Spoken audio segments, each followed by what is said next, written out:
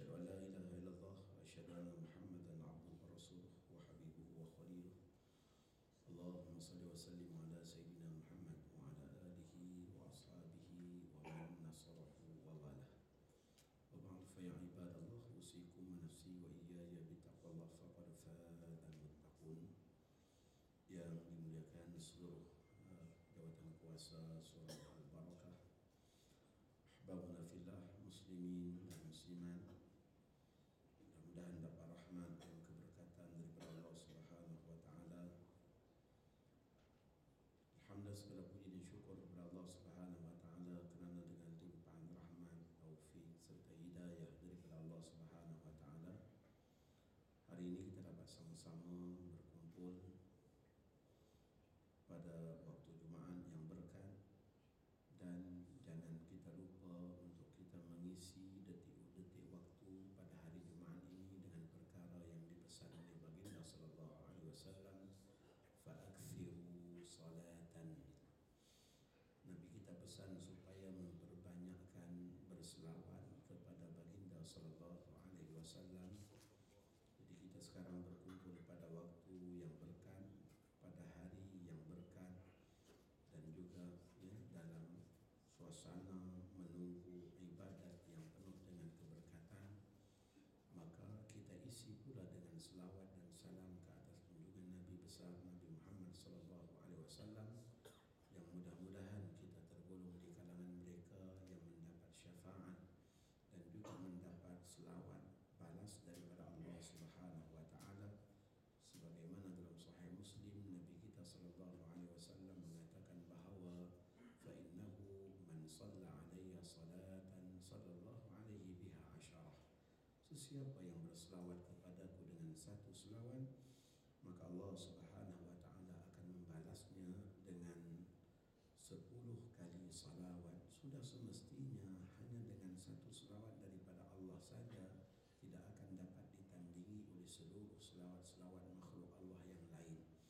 Nabi kita sallallahu alaihi wasallam sebenarnya tidak perlukan kepada selawat kita semua, kerana Allah dan para malaikat telah pun berselawat kepada baginda sallallahu alaihi wasallam. Justru kita masing-masing dituntut untuk berselawat kepada baginda hanyalah untuk mengundang rahmat dan kasih sayang Allah, agar kita umat Nabi Muhammad juga beroleh dan meraih peluang mendapat selawat daripada Allah Subhanahu wa taala. Ahbabuna fillah, pada waktu ini kita akan berbicara berkenaan dengan kesempurnaan iman kepada Rasulullah sallallahu alaihi wasallam. Habib Zain bin Sumain dalam kitab beliau Al-Ajwibatul Ghaliyah menyebutkan bahawa menjadi kewajipan kepada umat Nabi Muhammad sallallahu alaihi wasallam mengenali kepada diri baginda sallallahu alaihi wasallam, sebab dengan kenal itulah yang akan mendekatkan kita kepada iman dan yakin kepada junjungan Nabi kita Nabi besar Muhammad sallallahu alaihi wasallam. Jadi ulama mengatakan jalan untuk kita dekat kepada baginda sallallahu alaihi wasallam itu ialah dengan kita kenal dan menghayati seluruh kehidupan baginda sallallahu alaihi wasallam. Tidak ada seorang manusia pun yang mana seluruh pada apa yang dia lakukan, hatta pada tubuh badannya, Allah Subhanahu wa taala muliakan, kecuali dengan Nabi kita sallallahu alaihi wasallam. Pada lidah Nabi sallallahu alaihi wasallam Allah katakan wa ma yantiqu 'anil hawa. Nabi Muhammad tidak pernah bercakap mengikut hawa nafsunya. Pada mata Nabi sallallahu alaihi wasallam Allah Subhanahu wa taala mengatakan ma zaghal basaru wa ma tagha. Pandangan mata baginda sallallahu alaihi wasallam tidak pernah keliru, dan pandangan mata baginda sallallahu alaihi wasallam juga tidak pernah melampaui batas. Pada akhlak baginda sallallahu alaihi wasallam Allah Subhanahu wa taala katakan wa innaka la'ala khuluqin azim. Sesungguhnya engkau wahai Muhammad mempunyai akhlak yang sangat terpuji.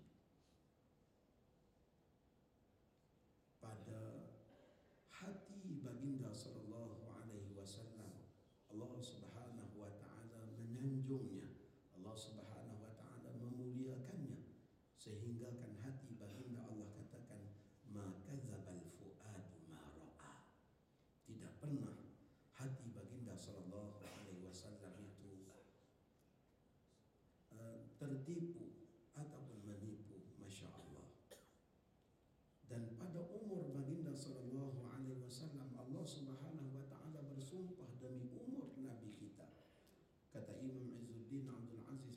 Salam As-Sulami Ad-Dimashqi Al-Masri rahimahullahu ta'ala anhu dalam kitabnya Bidayatus Sul, beliau katakan bahawa tidak pernah ada mana-mana makhluk yang Allah bersumpah demi umurnya melainkan Nabi kita Muhammad sallallahu alaihi wasallam. Maka baginda Nabi sallallahu alaihi wasallam yang Allah menyebut dalam Al-Quran, la'amruka, demi umurmu wahai Muhammad.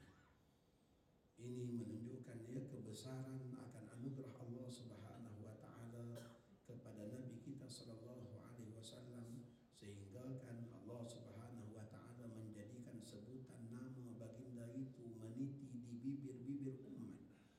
Sepanjang zaman akan ada umat yang menyebut akan nama baginda sallallahu alaihi wasallam kerana ia janji daripada Allah Subhanahu wa taala, wa rafa'na laka dzikra.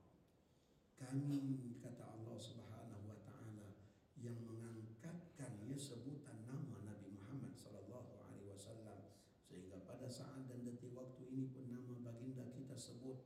Dalam azan dan iqamah pun kita menyebutnya. Hatta dalam sembahyang pun menjadi syarat kepada sahnya sembahyang kita. Salah satu daripada rukunnya ialah dengan menyebut nama Nabi Muhammad sallallahu alaihi wasallam. Jadi kalaulah kita tak buat sambutan maulid sekalipun, sebenarnya Nabi kita tu dah masyhur dan dah terkenal dah.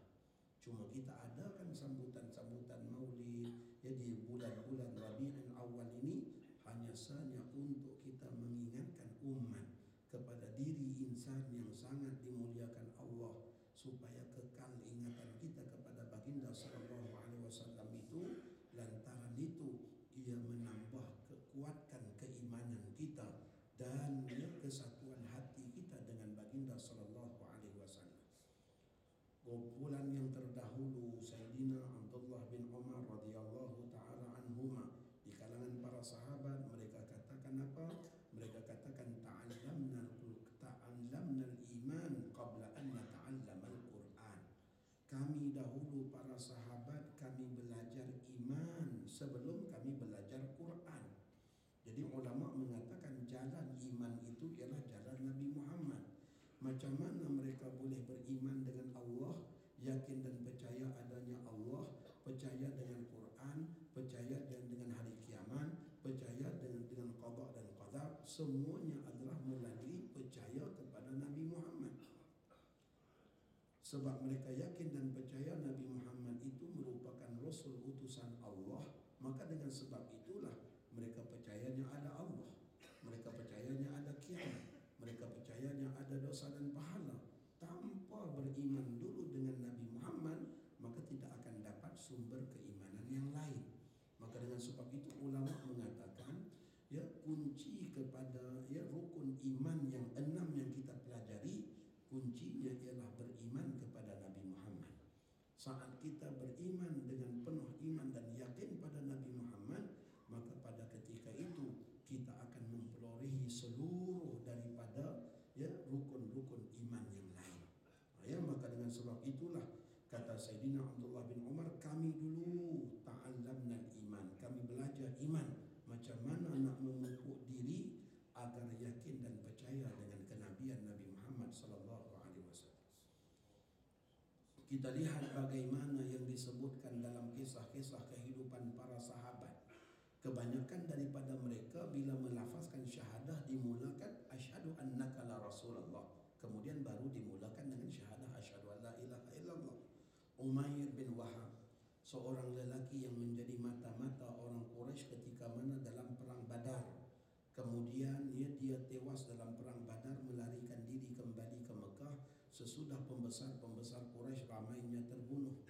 Anak Umair yang bernama Wahab pun ditangkap dan dibawa ke kota Madinah sebagai tawanan perang. Suatu hari Umair bin Wahab dia duduk di tepi Hijr Ismail, dia diperhatikan oleh Safwan bin Umayyah. Jadi Safwan bin Umayyah ni pembesar terkenal, bahkan salah seorang daripada hartawan Mekah. Safwan pun datang kepada Umair. Safwan ni peluk Islam selepas pembukaan kota Mekah. Jadi kata Umair, dah tak ada kebaikan dah untuk kita orang Mekah ni sesudah ramai daripada pembesar-pembesar kita meninggal dalam perang Badar. laula duyunun alayya wa iyalun khiftu alaihim lamadaitu ila yathriba wa aqtulu Muhammada wa ahzumu amrah. Jadi kata Umair bin Wahab, andai kata aku tidak mempunyai hutang, andai kata aku tidak ada keluarga yang aku bimbang, aku sendiri yang akan pergi ke kota Yathrib, aku akan bunuh Muhammad dan aku akan tamatkan riwayat hidup Muhammad. Maka Safwan bin Umayyah tengok tekad Umair bin Wahab ni merupakan peluang untuk dia balas dendam pada Nabi kita, kerana dia juga memusuhi Nabi kita. Maka kata Safwan macam ni, Umair, semua hutang kamu aku bayar, dan keluarga kamu aku tanggung. Ini yang saya sebut dalam slot Hayatus Sahabah, dalam radio Aikim, ya. Jadi maka Umair bin Wahab pun bila dah Safwan bin Umayyah nak tanggung semua hutang beliau, dia balik ke rumah, dia asah pedang ditajamkan, diletakkan racun, kemudian dia bergegas ke kota Madinah. Dia pesan pada Safwan, jadikan ini janji kita berdua, jangan cerita pada sesiapa. Ini rahsia kita berdua. Hatta kepada keluarga dia pun Umair tak cerita dia nak ke mana. Rahsia sungguh-sungguh. Maka ketika mana dia sampai ke kota Madinah, dia sampai pada waktu yang tak kena. Ya. Elok dia turun aja daripada kuda di depan Masjid Nabawi, dia terserempak dengan Sayyidina Umar Al-Khattab. Sayyidina Umar kata, anjing Mekah dah sampai, kata Sayyidina Umar. Ya. Kalbun min kullabi Makkah. Ya, anjing daripada anjing kota Mekah dah sampai, kata Sayyidina Umar. Kalian semua pergi lindungi Rasulullah, aku akan berhadapan dengan dia. Orang ni datang dengan menyandang pedang, dan dia datang bukan dengan niat yang baik, kata Sayyidina Umar.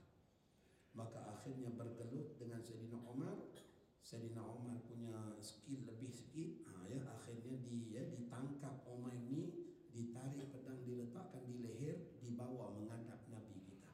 Tuan-tuan, kita kalau kita kenal Nabi Muhammad, ya, jalan kenal Nabi Muhammad tu yang pertama daripada kitab sirah, jalan kenal Nabi Muhammad yang kedua daripada kitab syama'il, jalan kenal Nabi Muhammad yang ketiga daripada kitab fadail, iaitu kelebihan yang Allah bagi pada Nabi kita, jalan kenal Nabi Muhammad yang keempatnya daripada kitab-kitab sunnah yang memamparkan sunnah-sunnah dan amaliyah harian Nabi kita. Jalan kenal Nabi kita juga adalah kenal melalui kehidupan para sahabat yang dididik dan ditarbiyah oleh Nabi Muhammad SAW. Jadi bila Umair bin Wahab ni dibawa menghadap kepada Nabi kita SAW, Nabi ni dah tahu dah, Allah dah bagi pengetahuan pada baginda yang orang itu datang nak bunuh baginda. Bahkan pedangnya pun diletakkan racun. Kita ni kalau kita tahu ada orang nak pukul kita, sebelum dia pukul kita, kita rembat dia dulu. Itu biasanya kita. Ya. Tapi kita lihat bagaimana indahnya akhlak dan kepribadian syama'il Nabi kita, sehingga kan Nabi kita adalah seorang yang pemaaf. Dan kalau kita telusuri kitab-kitab sirah, tuan-tuan, ya, kalau kita telusuri kitab-kitab sirah Nabi Muhammad, kita kena banyak bahan bacaan tentang Nabi Muhammad. Ya, sebab nak memupuk cinta dan kasih pada Nabi Muhammad. Orang tu dia betul belum lagi menguasai kitab sirah. Kalau kita tanya pada dia waktu Nabi kita umur 21 sampai 24, apa berlaku dalam hidup Nabi? Oh, kata dia mungkin aja dia apa-apa. Itu tandanya dia belum baca kitab sirah habis lagi. Bacalah 1000 kitab sirah pun, tuan-tuan, ulama mengatakan waktu umur 21 sampai 24 sirah Nabi terhenti, tidak ada cerita. Sirah Nabi berhenti pada Nabi usia 20 tahun, berlaku perang Fijar daripada umur Nabi kita belasan sampai 20 tahun. Kemudian tak ada cerita sirah dan bermula balik sirah pada umur 25.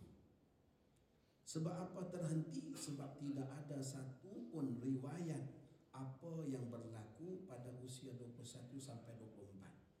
Maka ya sirah Nabi kita ni daripada sumber yang sahih, sumber yang terbaik. Para ulama sangat teliti dalam meriwayatkan hidup insan yang mulia ini, sampaikan bila sesuatu tak berlaku, ya tak diceritakan sama ada daripada Quran ataupun daripada hadis, ya berlakunya perjanjian Hilful Fudul waktu Nabi kita usia 20 tahun, itu adalah Sahih Bukhari, ya maka akhirnya ada disebutkan dalam sirah Nabi sebab benda tu ada dalam Sahih Bukhari, ya. Tapi bila tak ada sebut dalam mana-mana kitab hadis, maka sirah terhenti usia 21 sampai 24 tahun. Kata Maulana Abdul Hasan Ali An-Nadawi rahimahullahu ta'ala anhu dalam kitab sirah beliau, sejarah seolah-olah terhenti seketika kerana tidak ada riwayat yang mencatatkannya apa yang berlaku kepada diri baginda di usia 21 sehingga 24, sehingga kan ulama membuat satu kesimpulan, Nabi kita hidup sebagaimana biasa meneruskan kehidupan dan tak berlaku apa-apa kejadian yang besar sehingga diriwayatkan. Ya. Jadi kalau kita nak test saja orang tu dia faham sirah Nabi tak faham, dah baca habis tak habis, kat situ aja dah tahu dah, oh ni belum baca kitab sirah lagi ni, ya. Sebab kitab sirah semuanya tak menyebut apa yang berlaku di usia 21 hingga 24 tahun. Kita kembali kepada kisah tadi. Jadi ketika mana masuknya Umair bin Wahab dibawa oleh Sayyidina Umar, Nabi kita tengok Umair ni dah ditangkap, dah dikilas tangan ke belakang, dah diletakkan pedang di leher. Nabi kita katakan, wahai Umar, lepaskan dia. Nabi bukan tak tahu ni orang ni datang nak bunuh Nabi. Nabi dah tahu, ya. Sebagaimana saya katakan tadi, pemaafnya Nabi, kalau kita tahu ada orang nak buat kita, sebelum dia buat kita rembat dia dulu, ya. Nabi kita dah tahu, tapi ya, hikmah bijaksananya baginda sallallahu alaihi wasallam, Nabi kita katakan, Umar, lepaskan dia. Maka Umar pun melepaskan dia. Umar, kamu berundur ke belakang. Kata Sayyidina Umar, bahaya ni ya Rasulullah, orang ni datang dengan membawa pedang dan dia dengan niat yang buruk. Nabi kita katakan, Umar, kamu ke belakang. Maka akhirnya Sayyidina Umar patuh berundur ke belakang. Nabi kita pun toleh pada Umair bin Wahab. Nabi kita tanya, ma ja'a bika ya Umair, sebab apa kamu datang wahai Umair? Maka kata Umair, saya datang nak tebus anak saya yang kalian tawan dalam perang Badar, maka layanlah aku dengan baik. Nabi kita kata, Umair, kamu cakap sungguh-sungguh, apa sebab kamu datang? Kalau kamu datang nak tebuskan tawanan, kenapa sampai kamu bawa pedang? Maka kata dia, qabbahallahu hadha sayf la yanfa'una fi badrin. Pergi jahanam dengan pedang ni. Dia kata, pedang ni tak bantu kami langsung dalam perang Badar, kami kalah, kata dia, dengan pedang ni, ya. Nabi kita kata, Umair, kamu cakap sungguh-sungguh, sebab apa kamu datang? Kata dia, aku tak ada jawapan lain wahai Muhammad, aku datang nak tebus anak aku, itu aja jawapan aku. Maka pada ketika itu kata Nabi SAW, bal qa'adta anta wa Safwan bin Umayyah indal hijri wa tadhakartuma an ashabil qalib summa qulta laula duyunun alayya wa iyalun khiftu alayhim lamadaitu ila Yathrib wa aqtulu Muhammadan wa ahzumu amrah. Nabi kita kata, tidakkah kamu wahai Umair bin Wahab, suatu pagi kamu duduk dengan Safwan bin Umayyah di Hijr Ismail, kemudian kalian berdua bersembang tentang orang-orang yang terkorban dan dicampakkan ke dalam lubang Qalib, ya, dalam perang Badar. Dan kamu mengatakan, kalaulah aku tak menanggung hutang dan aku tak ada keluarga yang aku bimbang, aku akan pergi ke Yathrib, aku akan bunuh Muhammad dan aku akan tamatkan urusan Muhammad. Pada ketika itu menggigil seluruh tubuh Umair bin Wahab ni, tuan-tuan. Ya, seorang pesalah yang jelas salahnya dan dikuasai pula oleh Nabi SAW. Kalau waktu tu Nabi kita persilakan Umar, insya-Allah batang leher dia dah putus dah kalau Nabi kita benarkan. Ya. Maka Umair bin Wahab, tidak ada perkara lain yang keluar daripada mulut Umair bin Wahab pada ketika itu, saat dia terdedah niat buruk dan keazamannya itu, apa yang keluar daripada mulutnya ialah asyhadu annaka la rasulullah, aku bersaksi engkau adalah utusan Allah. Masya Allah. Ini yang kata Sayyidina Abdullah bin Umar, kami belajar iman sebelum kami belajar Quran. Ya, apa dia? Meyakini kerasulan Nabi Muhammad sallallahu alaihi wasallam, maka akhirnya akan dapat seluruh daripada keimanan yang lain. Maka hari ini kita perlu menyemarakkan usaha-usaha memupuk perasaan cinta dan kasih umat kepada Nabi Muhammad sallallahu alaihi wasallam, yang mana memupuk perasaan kasih dan sayang terhadap umat itulah yang akan menyebabkan kembali izzah, kekuatan dan kemuliaan umat Nabi Muhammad sallallahu alaihi wasallam. Hari ini ada orang yang dia dah rasa tak bangga lagi dengan berpakaian macam pakaian Rasulullah. Hari ini orang dah rasa macam tak suka lagi dengan makanan-makanan kesukaan Nabi kita. Hari ini ada orang yang banyak mempromosikan makanan-makanan sunnah, tetapi yang dipromosikannya ialah manfaat di sebalik makanan sunnah, bukan yang dipromosikan sunnah itu. Para sahabat dahulu mereka melihat tiap-tiap apa yang Nabi kita pakai, apa yang Nabi kita buat, apa yang Nabi kita makan, mereka melihat di situ adanya kecintaan terhadap Nabi. Abu Musa al-Ash'ari bila dihidangkan dia seekor ayam yang dibakar, dihidangkan di hadapan Abu Musa, ada seorang lelaki daripada kabilah Taimillah, dia tengok aja ada ayam bakar tadi itu, dia berundur ke belakang. Abu Musa al-Ash'ari tanya, "Malak? Kenapa dengan kamu berundur ke belakang?" Kata dia, "Inni ra'aituha ta'kulu syai'an natina."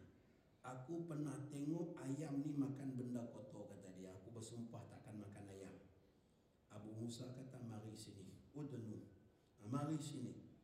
Fa inni ra'aitu Rasulullah sallallahu alaihi wasallam ya'kulu lahma dajaj." Saya tengok Nabi makan daging ayam. Ya kata Abu Musa, "Kamu mari sini makan." Masya Allah. Jadi Abu Musa tak nak orang tadi itu rasa benci dan tak suka pada apa yang Nabi kita makan. Ya, maka begitulah yang sepatutnya yang kita semarakkan semula dalam masyarakat kita. Apa-apa berkenaan dengan baginda Nabi, kita buat sebab kita sayang pada Nabi. Sebab kita cinta pada Nabi. Kita mengambil makanan-makanan sunnah, habatus saudanya, kemudian dengan madunya, kemudian dengan kismisnya, antara makanan kesukaan Nabi kita, al-hulul barid, kismis yang direndam dalam air, kemudian diminum sesudah ia sejuk. Masya Allah, semua ni makanan kegemaran Nabi. Tapi kebanyakannya yang dicanang-canangkan ialah kesihatan, manfaat di sebalik makanan itu. Maka akhirnya orang yang mengambil produk-produk sunnah tadi itu hanyalah mengambil kerana sayang pada diri dia. Hanya kerana mengambil kerana sayang pada dirinya untuk mengambil manfaat daripada makanan sunnah tadi. Sedangkan para sahabat ridwanullah alaihim ajma'in, mereka mengambilnya kerana Nabi kita suka, maka mereka juga kena suka. Nabi kita katakan dalam hadis, "La yu'minu ahadukum hatta akuna ahabba ilaihi min walidihi wa waladihi wan nasi ajma'in." Tak sempurna iman seseorang daripada kalian sehinggalah aku dia cintai melebihi kecintaannya kepada kedua orang tuanya, kepada anaknya dan kepada seluruh umat manusia. Dalam hadis yang lain Nabi kita katakan, "La yu'minu ahadukum hatta akuna ahabba ilaihi min nafsi." Tak beriman ataupun tak sempurna iman seseorang daripada kalian sehinggalah aku dia cintai melebihi kecintaannya pada diri pribadinya sendiri. Jadi kalau kita mengambil produk-produk sunnah tadi itu untuk sehat, maka itu tandanya kita hanya cintakan diri kita. Kita mengambilnya kerana nak dapatkan manfaat. Masya Allah. Para sahabat, kata Sayyidina Abdullah bin Umar bila orang tanya, "Inni ra'aituka talbisu," kami melihat kamu memakai selipar sibtiyah, selipar yang dibuat daripada kulit yang dibuang bulu, yang licin, maka itu namanya selipar sibtiyah.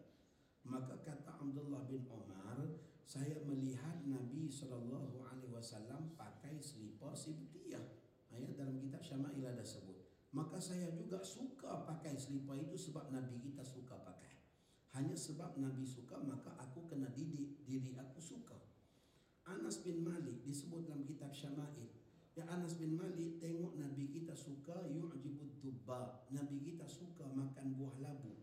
Maka akhirnya kata Anas bin Malik, aku juga suka makan buah labu, dan aku juga cari buah labu untuk Nabi SAW. Lima a'lamu annahu yuhibbu, kerana aku tahu Nabi suka pada buah labu. Masya Allah, hanya kerana sebab Nabi suka, maka Anas suka. Ini yang Nabi kita katakan, la yu'minu ahadukum hatta yakuna hawahu taba'an lima jitukum bih. Tidak sempurna iman seseorang daripada kalian sehinggalah hawa nafsunya pun mengikut dengan apa yang aku bawa kepada kalian.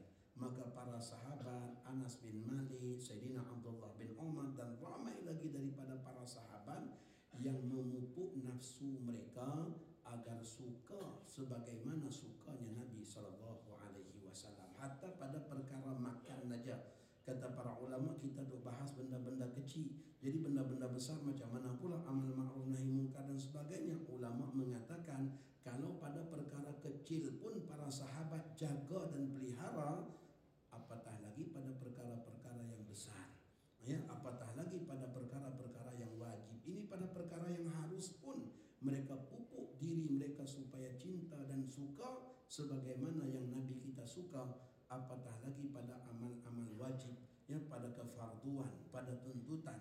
Maka dengan sebab itulah la tahqiranna minal ma'ruf, jangan kita pandang remeh pada perkara-perkara ma'ruf, sama ada kecil ataupun besar. Jangan kita pandang sinis pada sunnah-sunnah Nabi kita, sama ada yang kecil ataupun yang besar. Sebab apa? Kita tak tahu mana satu daripada amalan yang kita ikut sungguh-sungguh cara Nabi Muhammad yang akan menyebabkan nanti kita masuk syurga Allah. Yang Nabi kita janjikan, ma'an ahya sunnati faqad ahabbani, siapa yang menghidupkan sunnahku dialah orang yang mencintakan aku. Wa man ahabbani kana ma'i fil jannah, siapa yang mencintaiku dia akan bersamaku di syurga Allah. Masya Allah, tuan-tuan. Jadi ini jaminan dan juga janji Nabi kita kepada Sayyidina Anas bin Malik radhiyallahu ta'ala anhu, yang dipelihara, dididik, diasuh langsung oleh Nabi kita selama 10 tahun berkhidmat kepada Nabi kita, yang banyak meriwayatkan hadis-hadis berkenaan dengan diri pribadi baginda sallallahu alaihi wasallam. Jadi baginda Nabi sallallahu alaihi wasallam, tuan-tuan, Nabi kita membawa rahmat untuk sekalian alam, dan itulah juga tugas tiap-tiap orang daripada kita ni, menyemarakkan rasa kasih dan sayang pada Nabi. Dan kasih sayang itu kita bawa kepada seluruh umat manusia. Nabi kita berpesan kepada para sahabat, balighu anni walau ayat, sampaikanlah daripadaku walaupun sepotong ayat. Itu kehendak daripada Nabi kita. Nabi kita berpesan kepada 114,000 orang yang datang melaksanakan haji terakhir dengan baginda. Dalam Hajjatul Wada' dikatakan 114,000 orang yang menunaikan haji dengan Nabi kita. Apa pesan Nabi kita? Hendaklah orang yang mendengar daripadaku menyampaikan kepada orang yang tidak mendengarnya. Maka faham para sahabat bukan sekadar balik sampaikan kepada anak isteri yang tak datang haji, bukan sekadar balik sampaikan kepada orang kampung yang tak datang haji, bukan sekadar balik sampaikan kepada negeri dan daerah masing-masing. Tapi pahamnya para sahabat, hendaklah sampaikan kepada orang yang tak pernah mendengarnya. Kita lihat bagaimana maqam Bilal bin Rabah ada di mana, ya, maqam Sa'ad bin Abi Waqqas, ya, sampai dikatakan ada di Cina. Semua itu kerana mereka berkelana jauh untuk merealisasikan pesan Nabi kita. Sampaikanlah daripadaku walaupun sepotong ayat, dan begitulah juga sampaikan kepada orang yang tidak pernah mendengarnya. Dalam kitab-kitab sirah, para ulama mengatakan tidak seorang kafir pun yang mati di tangan Nabi kita, ya, kecuali Ubay bin Halaf. Itu sahaja manusia yang dibunuh oleh Nabi kita. Selebihnya Nabi kita terlibat dalam peperangan yang banyak. Ya, sepanjang hidup Nabi kita ada 52 peperangan. Yang Nabi kita ketuai sendiri 28 peperangan. Yang berlaku pertumpahan darah ialah 9 peperangan. peperangan, berlaku pertumpahan darah yang hebat. Dalam semua peperangan itu tuan-tuan, hanya seorang musuh saja mati di tangan Nabi kita, Ubay bin Halaf. Adapun yang lain Nabi kita hanya mempertahankan diri, tidak pernah membunuh, tidak pernah membunuh musuh. Masya Allah. Betapa Allah tunjukkan sifat rahmatnya baginda Nabi SAW. Sayangnya Nabi kita SAW. Hari ini kita bimbang dengan kemunculan orang-orang yang mudah-mudah mengkafirkan umat Nabi Muhammad SAW. Sikit-sikit kita langsung kita katakan kafir dan sebagainya. Janganlah kita bertindak sedemikian. Nabi kita berusaha bersungguh-sungguh supaya ramainya umat yang mendapat syurga Allah. Bahkan Nabi kita mengatakan, aku tidak akan berpuas hati selama mana Allah tidak mengeluarkan seluruh daripada orang-orang yang ada dalam hatinya sebesar zarrah iman daripada neraka Allah Subhanahu wa taala. Ini keinginan baginda sallallahu alaihi wasallam. Maka perlu kepada kita untuk memikirkan kesatuan umat. Kesatuan umat ni macam mana? Kekuatan umat bagaimana? Kita lihat bagaimana doa Nabi kita, Allahumma ayyidhu bi ruhil qudus. Ya Allah, kuatkanlah dia dengan ruhul qudus. Siapa? Doa Nabi kita kepada siapa? Doa Nabi kita kepada Hassan bin Thabit radhiyallahu ta'ala anhu, salah seorang daripada pensyair yang banyak menyanjung, memuji dan juga mempertahankan baginda melalui syair-syairnya. Maka dalam hadis yang lain Nabi kita katakan, madzala ruhul qudus ma'a Hassan bin Thabit madama yunafikhu atau yufakhiru an Rasulullah sallallahu alaihi wasallam. Sentiasalah Jibril alaihi salam itu bersama dengan Hassan bin Thabit selama mana beliau berbangga-bangga, menyanjung, memuji Nabi sallallahu alaihi wasallam. Maksudnya mencintai Nabi Muhammad sallallahu alaihi wasallam, karena orang yang sayang dan cinta saja yang akan menyanjung dan memuji orang yang dia cintai. Maka ulama mengatakan, Nabi kita mengatakan Jibril, yakni kekuatan Allah, bersama dengan Hasan selama mana dia menyanjung dan memuji, yakni mencintai baginda Nabi. Maka begitulah juga untuk mengembalikan izzah, kemuliaan kepada umat ini, kata para ulama, jalannya ialah dengan kita menyematkan semula Nabi Muhammad dalam hati setiap umat Nabi Muhammad. Nama baginda telah pun terpahat di tiang-tiang arash. Nama baginda telah pun ada di pintu-pintu syurga. Ini sebagaimana yang disebutkan dalamnya dalam Dalailun Nubuwah berkenaan dengan kelebihan dan fadail yang Allah bagi kepada Nabi kita. Maka kata para ulama, untuk kita mendapat kemuliaan juga kena ada nama Nabi Muhammad terpahat dalam hati tiap-tiap orang daripada kita. Sebab insan ini tuan-tuan, sepanjang daripada umurnya itu dihabiskan hanyalah untuk umatnya, kerana kecintaannya kepada umat. Sayyidina Abu Bakar As-Siddiq sebagaimana yang diriwayatkan oleh Al-Imam Abu Isa Muhammad bin Isa bin Sawrah At-Tirmizi, dalam sebuah hadisnya kata Sayyidina Abu Bakar, qad syi'ta ya Rasulullah, ya Rasulullah, kamu dah nampak tua sekarang, kata Abu Bakar pada Nabi. Maka kata Nabi kita sallallahu alaihi wasallam, sayyabatni hudun wal waqi'ah wal mursalat wa amma yatasaalun. Yang menyebabkan aku ni tua wahai Abu Bakar, aku tua disebabkan surah Hud, disebabkan surah Waqi'ah, disebabkan surah Mursalat, disebabkan surah Amma Yatasaalun. Cuba kita balik, kita baca surah-surah yang Nabi kita kata ni. Sebab apa aku jadi tua? Aku jadi tua kerana surah Hud. Sebab dalam surah Hud itu ada ayat fastaqim kama umirta. Hendaklah kamu teguh pendirianmu wahai Muhammad, istiqamah dalam dakwahmu sebagaimana engkau telah diperintahkan. Dalam surah Al-Waqi'ah Allah ceritakan tentang hal keadaannya, kumpulan-kumpulan umat manusia pada hari kiamat kelak mendatangkan kebimbangan daripada baginda Nabi. Kalau umat baginda nanti umat yang akan rosak dan binasa. Dalam surah Mursalat menceritakan tentang kegoncangan kiamat.